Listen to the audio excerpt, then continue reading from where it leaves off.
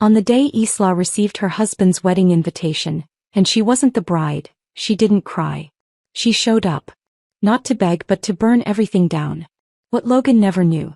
The quiet wife he discarded was the heir to the country's most powerful empire. And she didn't just come to stop the wedding, she came to end the Carter legacy. The plane touched down just after noon. By 12:42 I was back at the villa. Heels off, blazer draped over the bar stool and silence stretching beautifully through every sunlit corner of the home. 4 days in Singapore. 72 sleepless hours negotiating a merger no one else on the board could close. I was done. I was drained. I wanted exactly one thing. A hot shower and jasmine tea in absolute quiet. Instead I found an envelope. It wasn't tucked into the mail pile by the front desk. It wasn't in the hands of a staff member. It lay deliberately placed, dead center on the marble foyer. Cream-colored, elegant, sealed in wax. The Carter family crest gleamed from the stamp in gold. My stomach curled. Not with fear but with instinct. I picked it up, opened it, and read the words that unstitched something deep in my chest. Mr. Logan Carter and Ms. Riley Vaughn. Invite you to join them in celebrating their wedding. I stared at the name printed beside his, Riley Vaughn. His secretary. My hands went still. My mind oddly calm. It wasn't shock. Not exactly. More like confirmation. The signs had always been there. The late nights. The calls he took in the bathroom. The sudden shift from cold detachment to outright contempt. It hadn't mattered to me because I'd long stopped expecting anything from Logan Carter. But this, a wedding, while still legally married to me. I didn't cry. I didn't scream. I just reached for my phone and dialed. He answered on the second ring, his voice impatient. What now? I just received a wedding invitation, I said calmly. Silence. Then a lazy, almost amused sigh. Guess Riley got carried away. I didn't speak. I waited. It's real, he added as if I were slow. We're getting married. And before you start playing victim, Riley's already had my child. The cold in his voice was deliberate. Like he'd been waiting to throw that sentence at me. You're still my husband, I said. Only legally. Not in any way that counts, he sneered. My father forced this marriage. You were a formality. A placeholder. He always assumed I came from a modest background. Some respectable family his father did business with once. He never asked much beyond that. And I never offered. That was the agreement. My identity was not public knowledge. Not entirely. I went by my mother's surname, Monroe, which meant nothing to him. I never flaunted my lineage. Never brought it up. Never used it as a weapon. Because when my father, Victor Monroe, the most powerful businessman in the country, arranged this marriage 3 years ago to stabilize the crumbling Carter Group, we agreed I would keep my identity buried. Let him believe you're an ordinary woman, my father had said. That's the only way we'll see who he really is. So I did. I signed the marriage papers. I lived in silence. I stayed behind the scenes. And Logan mistook silence for smallness. Riley gives me something you can't, he continued, each word crueler than the last. A real family.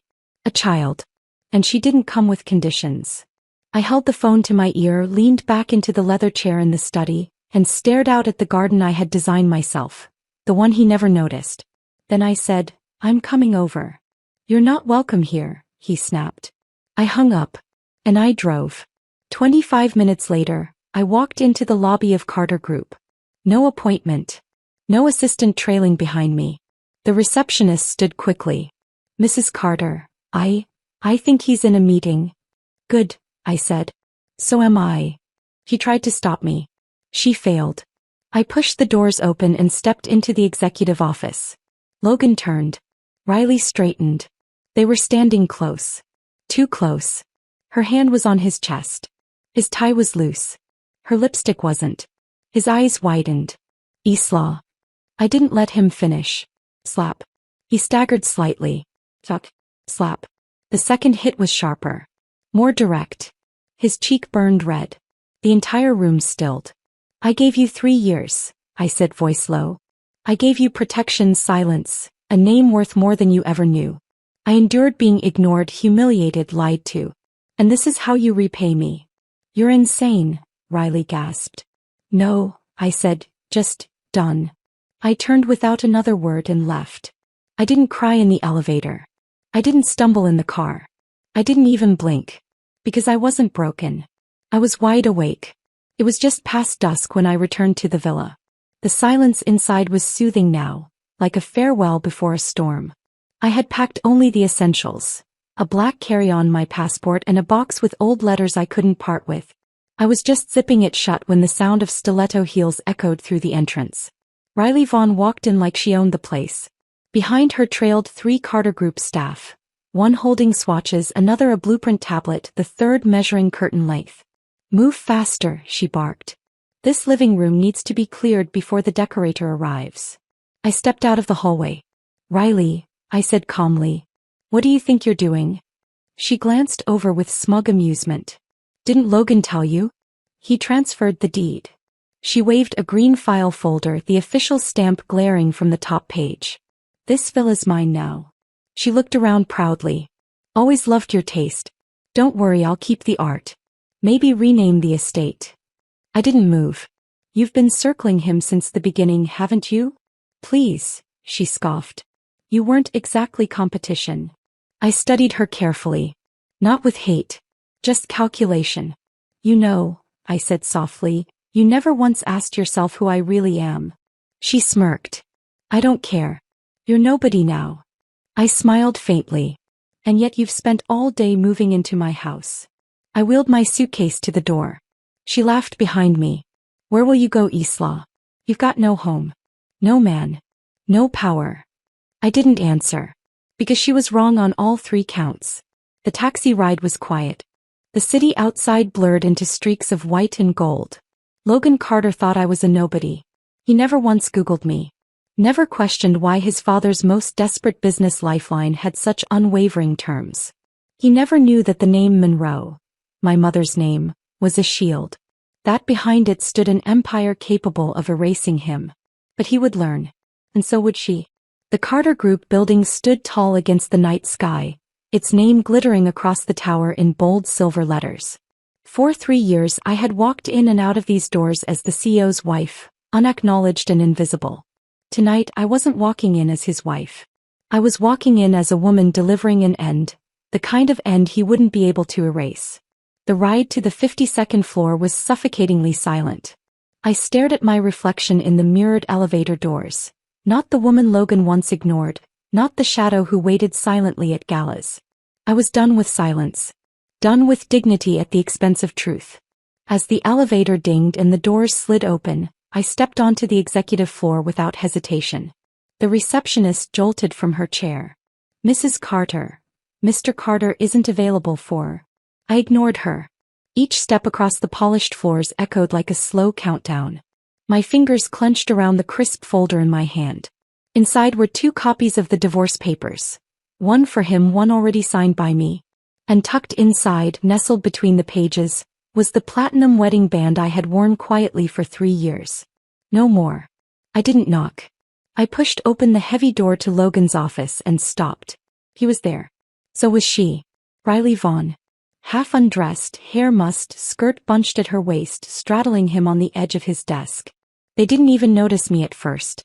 That's how lost they were in their shameless tangle. So sure I wouldn't walk through that door, so sure I'd stay where they left me.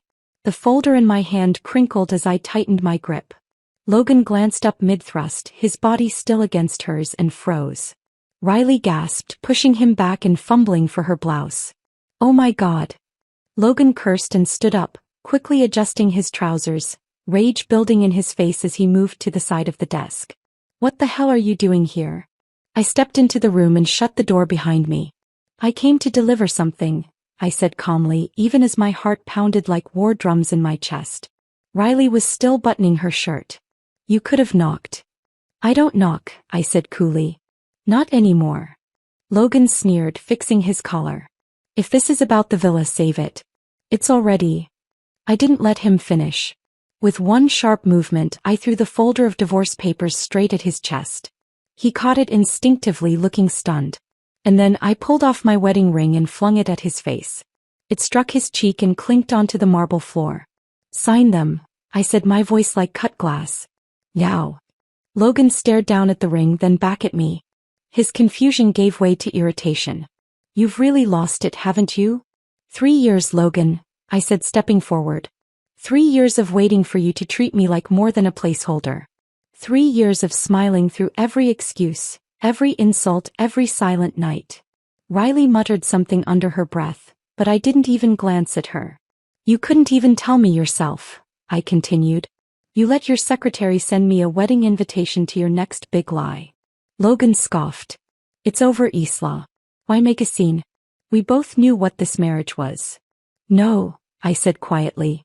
You assumed what it was. You assumed I'd stay silent forever. You assumed I'd let you throw me away. He looked at the papers in his hands. You already signed? Yes. He flipped through the pages. And the ring too. How thoughtful. I tilted my head. Don't flatter yourself. It's not sentiment, it's closure. Riley finally found her voice. Why are you even here, Isla? Isn't this embarrassing for you? I turned my gaze on her, not angry, not jealous. Just calm. You walked into my home. You paraded your child like a trophy. And now you think you're the winner. I shook my head. Riley, you're standing in borrowed shoes. And the man you're so proud of, I looked back at Logan. He was only ever loyal to himself. Logan's jaw clenched. You're nothing without the Carter name. I let out a small laugh. You'll find out soon enough who I am without it. His brow furrowed just for a second. Is that a threat? No, I said. It's a promise. Then I turned to the door, paused, and added without looking back. You've just lost the only person who ever protected your name. The office door slammed behind me. The silence on the executive floor was louder than the closing door. Staff had heard. I didn't care. Let them gossip. Let them speculate. They would know soon enough. The press would get the news by morning. Logan Carter's wife had filed for divorce the day before his wedding. And when that headline broke, I would be nowhere near it. Because Logan had taken everything I gave him and gambled it on a secretary who thought a title made her untouchable. And in doing so, he had created the one thing he never expected. An enemy with everything to lose, and now nothing to hide. The morning of Logan Carter's wedding dawned bright and cloudless, almost offensively cheerful. A day most women would avoid, drown in tears, or escape from entirely. But I didn't leave the city. I placed an order instead. It arrived just past 9, hand-delivered to the hotel suite with a note of confusion from the courier, who likely assumed it was a mistake. A large, elegant funeral wreath. White lilies, pure and cold. Black ribbon etched with silver letters that spelled, "To the death of integrity." I had it loaded into the back of a matte black sedan, slipped into a sleeveless silk gown the color of dusk, and drove straight to the venue. Let them think I was unhinged. Let them gasp. Today wasn't about revenge. It was a requiem. For everything I had buried quietly, and everyone who thought I wouldn't rise. The wedding was held at a private estate just outside the city, rented for the day. Carter Group had spared no expense, from the imported orchids lining the aisle to the rented grand piano at the entrance. Guests glittered in designer gowns and tailored tuxedos. Cameras flashed. Laughter floated under the canopy. And then I arrived, heels clicking against the polished white marble, holding the wreath like a crown of thorns. The moment I crossed the archway, the noise died. Every head turned. Gasps sucked the oxygen from the space. Isn't that Isla Monroe? She actually came. What's that in her hands? That's not a gift. That's... Oh my God. It's a funeral wreath. I smiled politely at a woman who stared, mouth open, clutching a mimosa like a lifeline. My stride didn't falter. My gaze didn't shift. All around me were people who had once pretended I didn't exist. Today they couldn't ignore me if they tried. Riley Vaughn stood at the front of the garden, surrounded by photographers, beaming in a lace illusion gown that didn't suit her, holding a glass of champagne she clearly hadn't earned. Her eyes landed on me and widened. I watched her lips freeze mid-smile. She shoved the champagne flute into a waiter's hands and stormed toward me in her designer heels.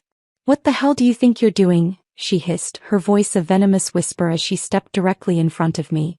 "You invited me," I said with pleasant surprise. It would have been rude to decline. "You're holding a wreath." Her eyes darted to the flowers. "Are you crazy?" I tilted my head. "You're the one marrying a man who forgot to divorce his wife before printing invites." I will have you thrown out. Really? I asked sweetly. Because so far no one's moved. Not even the security.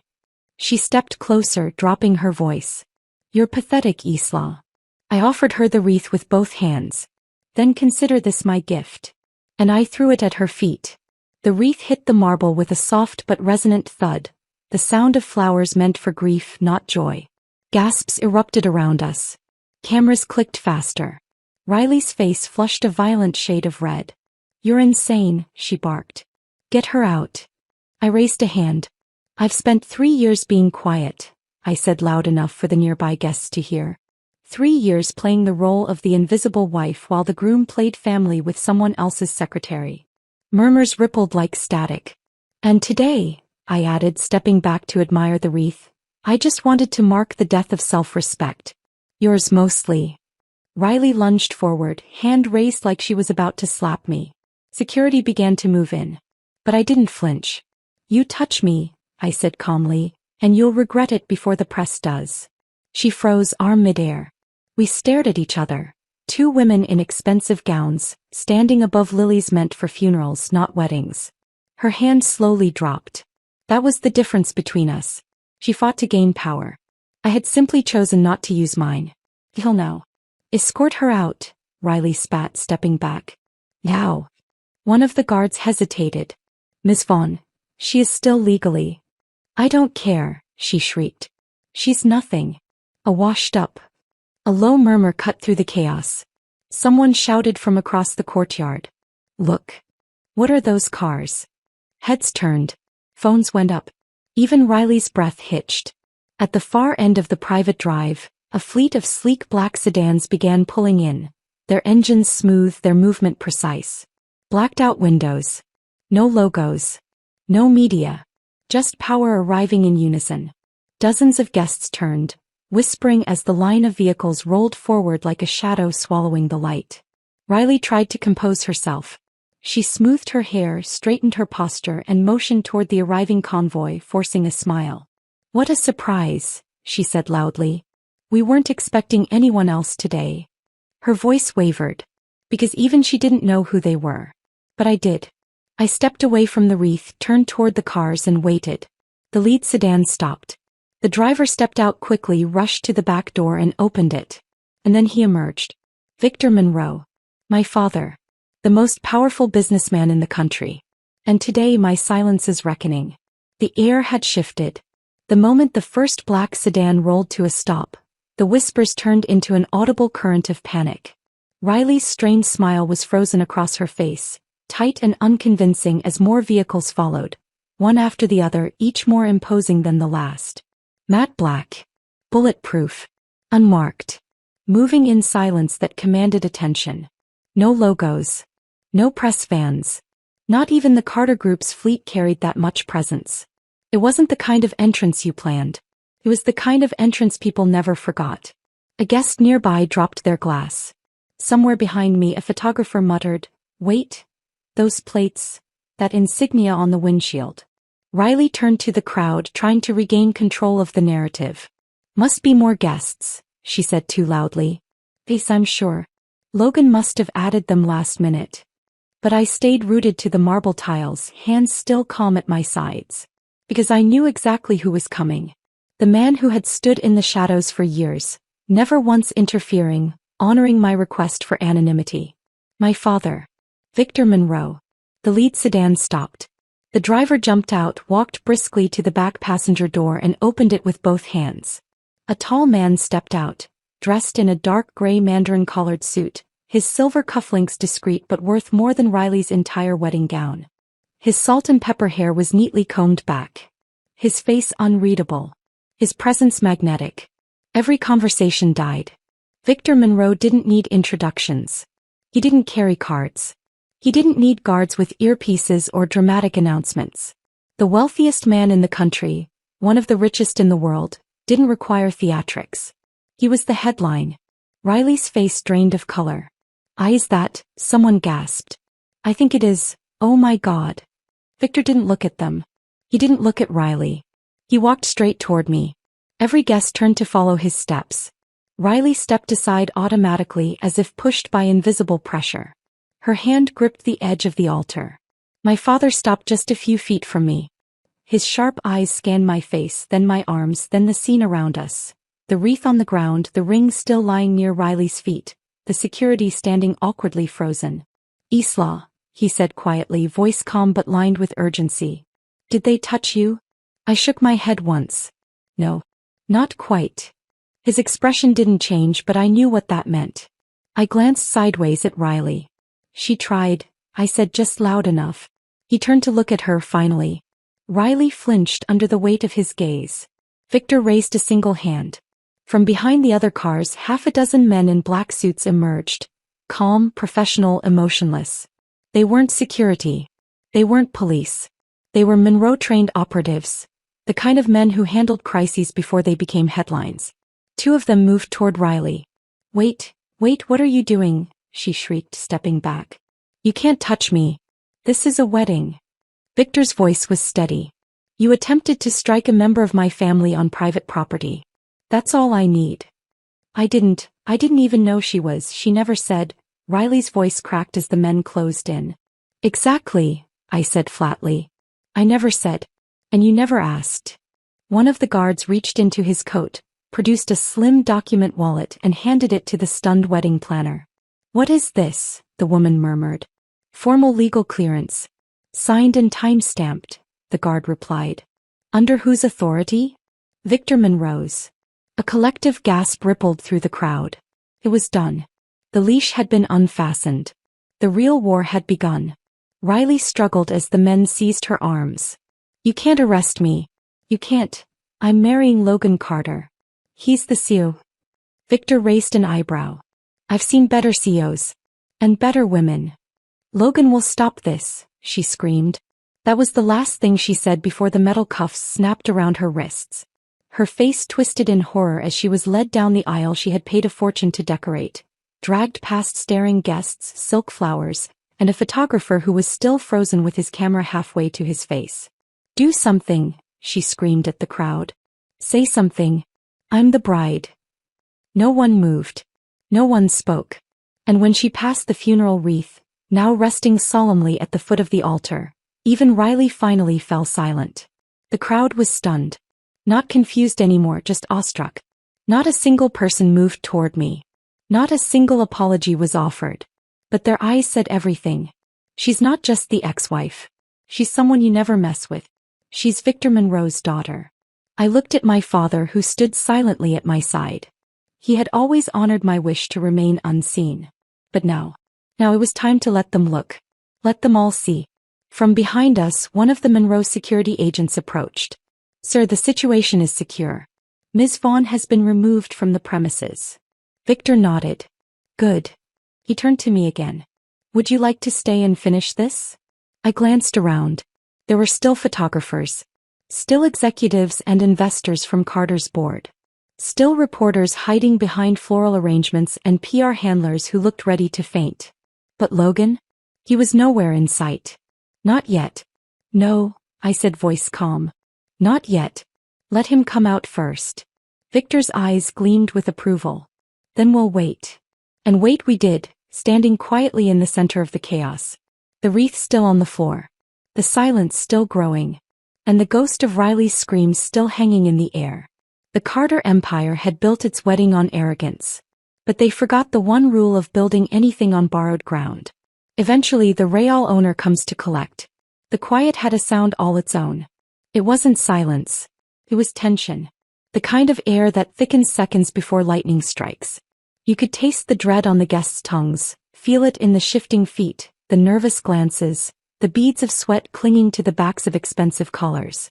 And the grand doors at the far end of the aisle swung open. Logan Carter stepped in, dressed in a custom white tuxedo, lapel flower fresh, hair sculpted with precision. His smile didn't falter at first, not until he took in the frozen guests, the vacant altar, and the crushed funeral wreath lying like a corpse at his feet. He blinked. The first flicker of confusion cracked through. "Where's Riley?" he asked the crowd, his voice slightly raised. No one answered. His gaze swept left, then right, and then landed on me. And beside me, Victor Monroe. His face went pale. Logan moved forward quickly, shoes clacking against the marble. What the hell is going on here? Still no one answered. He turned fully to me, arms outstretched in disbelief. Isla. What are you doing here? I didn't speak. Not yet. He gestured sharply toward the sedans. And who are all these people? Security? Press. He was spiraling, trying to connect dots that had been invisible to him for 3 years. He didn't even realize his bride was gone. That Riley had already been dragged off in handcuffs, screaming in front of the people who once praised her ambition. Where is she? He demanded again, louder. Where is Riley? I gave him a long, cold look, then turned to my father. Victor nodded once, giving me silent permission. I stepped forward just enough for the crowd to hear clearly. You used to call me a housemaid, I said, each word sharp and deliberate. Logan blinked, mouth slightly open. I tilted my head. Let me reintroduce myself. The murmurs began again. I didn't stop. My name is Isla Monroe. The guest shifted. I am the only daughter of Victor Monroe, the wealthiest man in this country, and several others. Gasps exploded like fireworks. And you, I said with a cold smile, married nothing. Logan took a step back like I'd slapped him. I could see it in his eyes. All the moments he had dismissed me, all the insults, all the times he'd spoken of my place, while using the money my father funneled into Carter Group to build his own worthless empire. It was sinking in. All of it. You lied to me, he stammered. You never told me who you were. No, I replied, because I wanted to believe you could love someone without calculating their worth. You married me under false pretenses. I laughed. You married me for funding. Don't make this a morality tale now. He looked toward the wreath again. His lips parted. You're the reason we survived that crisis 2 years ago. Yes. You're the reason Jason's board didn't sell off Carter Group. Yes. He stared at my father now as if seeing him for the first time. Victor's hands were calmly folded in front of him. He didn't blink. But why? Logan whispered. Why would you help us? I took another step closer. Because I loved you, I said. And my father trusted me. Logan's throat bobbed. His mouth opened but no words came out.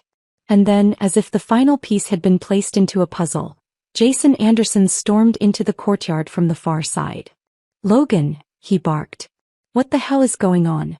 Why is there a media van outside and Riley's name trending in a PR scandal? He looked around, trying to process what had gone wrong. Then his eyes landed on me. And then on the man beside me. His face drained of blood. Victor Monroe stood unmoving, unspeaking, letting the silence do the damage. Jason dropped his phone. He stumbled forward, knees faltering, and to the horror of his board members and VIP guests, he bowed low before me. Miss Monroe, he said breathlessly, we were unaware. The whispers became deafening. He's bowing. Is that Jason Anderson? Bowing to Isla? I didn't return the bow.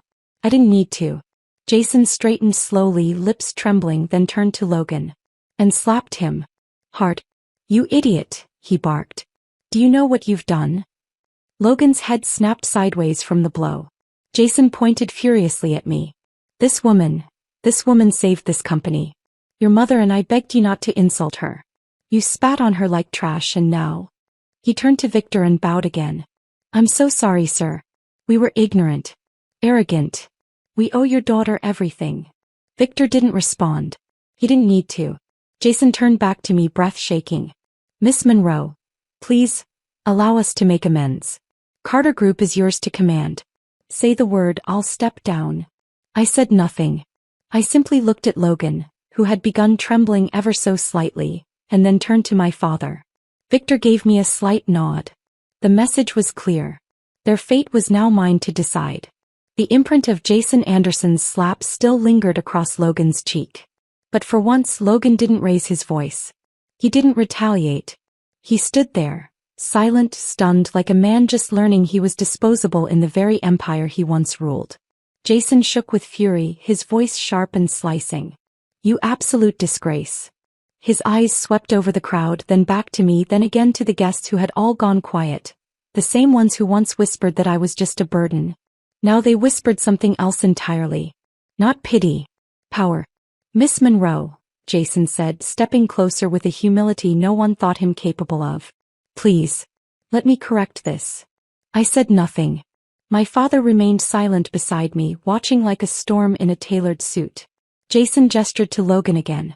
I hereby strip Logan Carter of all power, all titles, and his shares in Carter Group. Effective immediately. He turned to the board members gathered in the front rows, most of them wide-eyed and nodding furiously. Record this, he said firmly. Let there be no confusion. The company's legal counsel, a man who had once called me just the wife, quickly stepped forward, scribbling on a legal pad, nodding. Jason looked back at me. The Carter Group owes its survival to you, he said. And we owe our disgrace to my son. Please, tell us what to do. Logan's voice finally cracked through. You're disowning me? He looked like a man who'd lost everything in one breath. You can't, Dad, you can't just. You're not my son, Jason said coldly. Not anymore. Gasps rippled through the crowd like a dropped wine glass. Jason turned to me again, ignoring the desperate figure behind him. Miss Monroe, the Carter Group is yours. I looked at the crumbling empire, the terrified board, the guests who couldn't meet my eyes, and the man I had once loved, now crawling emotionally toward the edge of nothing. And I smiled. But it wasn't cruel. It was controlled. Jason, I said gently. I didn't come to take back the company. But I came to return what was already mine. Silence. I stepped forward, past Logan, past the scattered petals and the ruined altar. Each step felt like a line being redrawn. A new beginning, not revenge but reclamation. I won't press charges, I said softly, facing the guests. Not yet. They all stilled. But don't mistake mercy for weakness. My gaze returned to Logan. If I hadn't returned early, if I hadn't seen that invitation with my own eyes, I would have lost everything in silence. Again. Logan looked down, his voice barely audible. I didn't know. I didn't know who you were. No, I replied. Because you never bothered to ask. I turned to the crowd one final time. Let this be your lesson. A quiet wind swept across the courtyard, rustling the funeral wreath still lying at the foot of the altar. Victor stepped beside me. He nodded once. It was time. I walked away, slowly, deliberately, each step echoing louder than Logan's vows ever had. Behind me, Jason collapsed into a seat, his face in his hands. Logan stood motionless, his white tuxedo stained with shame. The guests didn't stop me. They didn't dare. And as the final sedan door closed behind me, I looked back one last time. The empire they thought was theirs. It was never theirs to begin with. It had been 5 years. 5 years since I walked away from the ruins of the Carter wedding. 5 years since Jason Anderson bowed before me, since Logan's empire crumbled at my feet, since the name Isla Monroe stopped being a whisper and became a headline. In that time I rebuilt everything they tried to take from me. And I built more. Victor eventually retired, quietly, gracefully, handing over the Monroe conglomerate to me not through blood but through merit. I didn't inherit the throne. I earned it. They still write about that day. They still replay the video footage. The fleet of cars, the funeral wreath, the handcuffs, and Logan Carter's stunned silence when I said, "You married nothing." I hadn't seen him since. Until today. The conference room at Monroe Global's West Tower had floor-to-ceiling glass and silence so thick it magnified every breath. It was my favorite room, the kind you earned, not borrowed. My assistant had buzzed in only once. "There's someone here asking to speak with you, Miss Monroe." "He doesn't have an appointment." I didn't need a name. The voice had changed, but I recognized the weight. "Send him in," I said. And now here he was. Logan Carter. But not the Logan I remembered. This one looked smaller, not just in posture but in soul. His once pristine suits were gone, replaced by a plain blazer and slacks that had seen better days. His eyes were tired, his face unshaven, the weight of time etched into his every feature. But the most striking thing? He wasn't alone. A little girl stood beside him, no more than 4 years old. She had chestnut hair and pigtails, wide gray eyes that held too much understanding for someone her age, and a quiet, curious expression. My eyes went to hers first, then to his, then back to hers. She looked like Riley, but she didn't carry Riley's eyes. She carried something softer, quieter, and somehow Something of mine. Not blood but grief. Recognition. Reflection. Miss Monroe, Logan began, voice hoarse. Thank you for seeing me. He hadn't called me Isla. He knew better now.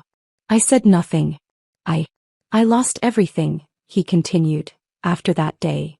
Your father's disownment, the shareholder revolt, the lawsuits, Riley's name being blacklisted from every firm. I remember, I said calmly. She left me, he added. Not long after the child was born. My eyes didn't blink. His did. I've raised her alone. Pause. She doesn't know her mother. For what happened? I haven't told her. I looked down at the little girl again. She wasn't scared. Brave. Almost too brave for someone so small. What's your name? I asked gently. The girl beamed. Emery. Emery, I repeated. Logan whispered, She knows about you. I told her you were the kindest person her mom had ever hurt. And that you still forgave us. I didn't forgive you, I said calmly but truthfully. Logan's head lowered. But I never blamed her, I added. Not entirely. Not in the end. Emery took a step forward. She pulled something from behind her, a folded paper. A crayon drawing. It showed 3 people. A girl with pigtails, a tall woman in a purple dress, and a man holding a flower. The woman was labeled Auntie. The man had no name. I drew this, Emery said proudly. Because Daddy said you were the best person ever. She pointed at the smiling figure. That's you. I smiled faintly. Thank you. When I grow up, she said, I'm gonna be smart like you. I'm gonna help people and be nice to them. And I'm gonna take care of Daddy. Her voice was small. But steady. Logan wiped his face with a trembling hand. I didn't come here for anything, he said. No money. No second chances. He looked up at me broken and bare. I just wanted you to see her once. She insisted. I stared at him. Then at the child who still held my drawing in 2 small fists. I bent slightly and placed a hand over Emery's. You are already kind, I said softly. And that's more powerful than most people ever become. She nodded solemnly like she understood the weight of kindness. I looked at Logan. She's not your punishment. He swallowed. I know. She's your reminder. Every day. His eyes brimmed. That's why I named her Emery. After merit. Because love should be earned. I rose slowly. She's your chance, I said. Not mine. Logan took her hand and I watched them walk away. Not because I wanted to stop them, but because I finally didn't need to. Behind them, the sun caught the edge of the drawing. The purple dress, the smiling auntie, the girl in pigtails. A child drawn into a new world. One where kindness wasn't weakness and legacy wasn't stolen. I watched them walk away. Logan and the child that could have been mine in another life. Emery. She was hope in soft curls and pigtails. A fragile, wide-eyed piece of innocence caught between my past and his consequence. She deserved better. I just wasn't the one to give it. Not anymore. They reached the door when Logan paused. He turned slowly, clutching Emery's hand. She really wanted to meet you, he said. I know, I replied. She thinks you're magic. I gave a faint smile. That's because she hasn't seen the damage I can do. Logan's expression faltered. I wanted to say thank you again. For not. Don't, I said gently but firmly. He swallowed hard, nodded, then knelt beside Emery to tie her shoelace. She looked back at me, shy but bright. Will I see you again, Auntie? I crouched to her level and tucked a strand of hair behind her ear. If you ever need me, I said, you'll know where to find me. Then I stood. My gaze shifted to Logan, hollow eyes, trembling fingers, tired heart. But no longer my problem. You were lucky, I said. He looked up startled. Lucky that I returned early, I continued. Lucky that invitation made it into my hands. Lucky that I walked into the boardroom that day before you signed away everything in my name. Logan said nothing. You were one signature away from destroying me, I said. And you didn't even know it. He took a step forward. I didn't know who you were. No, I cut him off. You just didn't care. That silenced him. I took a slow step forward, closing the gap between us. Not for affection, not for closure. Just to make sure he heard me. Every word. There is no second chance, I said, eyes locked on his. No future where we reconcile. No version of reality where I forget what you and your family did. His lips parted to speak, but I raised a finger and silenced him again. You don't get to rewrite the past. Not with apologies. Not with tears. Not with a daughter who deserves better than either of us. He flinched. I leaned in closer. And let me be very, very clear, Logan Carter, I whispered. If the Andersons ever forget this lesson. I paused. I will erase your name from history. I stepped back. Not out of mercy. Out of power. He stood there stunned. Emery blinked up at him, confused by the shift in air. I hope she becomes someone better, I said, glancing once more at the child. Someone kind. Someone strong. Someone who never has to burn to learn her worth. Then I turned. And walked away. By the time I exited the tower, the press was already gathered outside. My security swept forward like a black tide, parting the cameras and microphones. But this time no one shouted Logan. No one asked for a Carter statement. The only name they called was mine. Ms. Monroe. Isla, look this way. How does it feel to be Forbes Woman of the Decade? I didn't stop. But I let them see me, head high, back straight, legacy intact. Later that night at the National Honors Gala, I stood before the gilded entrance of the Monroe Foundation building. The hall was glittering with names, CEOs, leaders, foreign delegates. But above them all, suspended on a towering vertical banner, was a magazine cover. My magazine cover. A bold black and white photograph. My eyes unflinching. My hands folded. Beneath it, in embossed gold lettering. The woman who walked away from the empire she built, and was strong enough to build her own. I smiled. Not because I needed the validation, but because I had earned the ending they tried to write without me. And I had rewritten it. On my own terms. The end.